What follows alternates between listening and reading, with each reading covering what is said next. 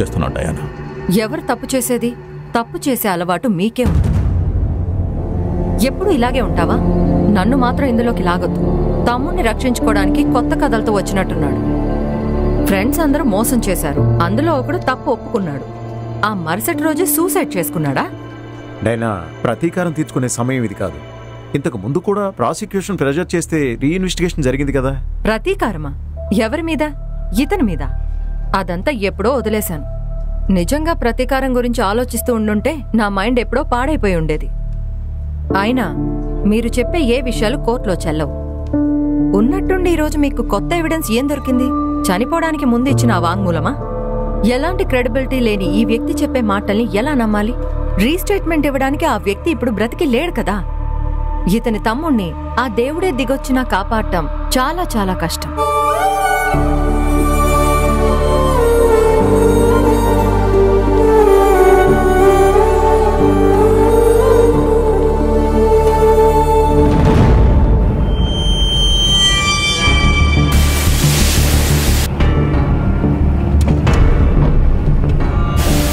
ద్రోహం చేశారు కదరా. మీ అందరినీ నమ్మాను కదరా. మీరు ఫిలిప్ గురించి చెప్పిన ప్రతి ఒక్క విషయాన్ని నమ్మాను. నా చేతులు పట్టుకుని ఏడ్చినా వాణ్ణి నేను నమ్మలేదు. అలాంటిది నాకు ద్రోహం చేస్తాడా?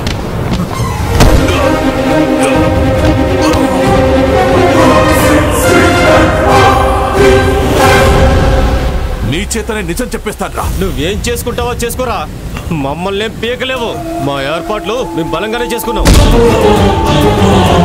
ఇంకోసారి ఫాలో అయితే నువ్వు బతికుండవు, చంపి పారేస్తాం.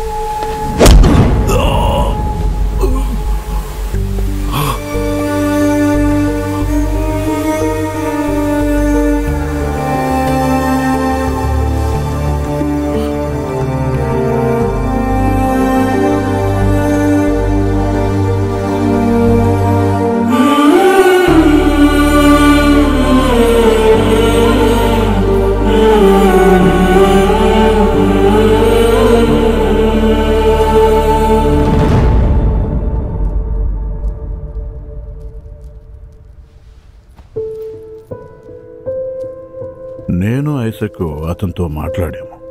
జరిగిందంతా మాతో చెప్పాడు. అదే విషయాన్ని మీతో చెప్పమని మేము వాడితో చెప్పాము. కానీ మిమ్మల్ని చూడటం వాడికి ఇష్టం లేదు. ఐసక్ నీ తమ్ముడితో చాలా సమయం పాటు మాట్లాడాడు. ఆఖరికి నిన్ను కలవడానికి ఒప్పుకున్నాడు. వాడితో నువ్వు మూర్ఖంగా ప్రవర్తించవు. వాడన్నీ అర్థం చేసుకుంటాడు. మీకు ఆ ప్రభువే తోడుగా ఉంటాడు. చెప్పాను కదా నేను చేయలేదని. చనిపోయిన మన అమ్మా నాన్న మీద ఒట్టేసి చెప్పాను కదా.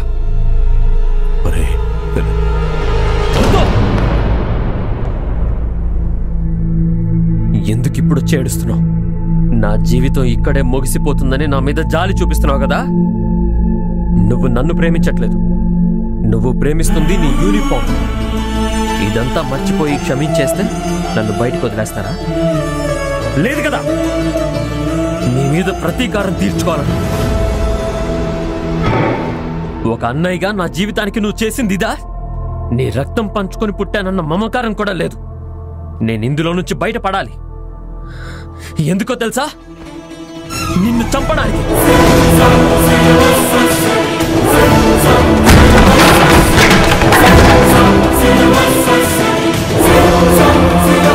ఇన్ని రోజులు నిన్ను చూడకుండా ఉంది ఎందుకో తెలుసా? నీ మీద కోపాన్ని పెంచుకోవడానికి.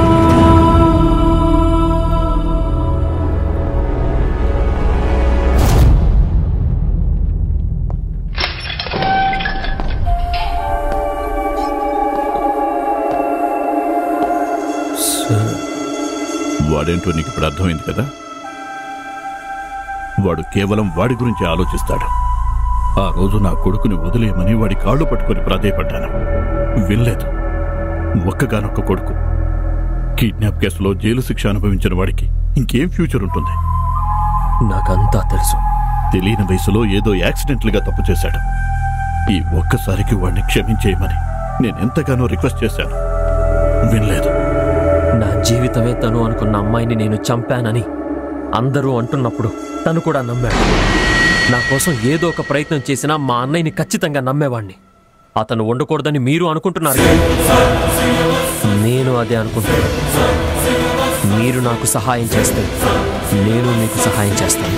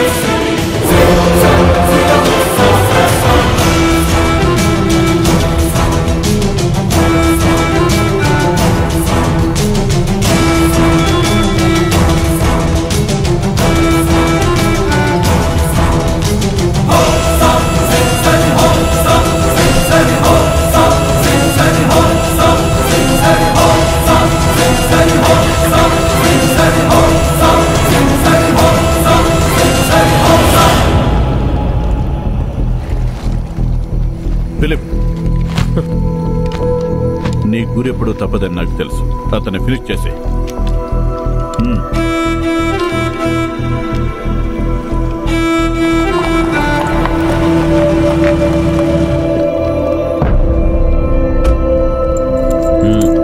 అన్నీ అయిపోయాక నేను చెప్పిన చోటుకు రా.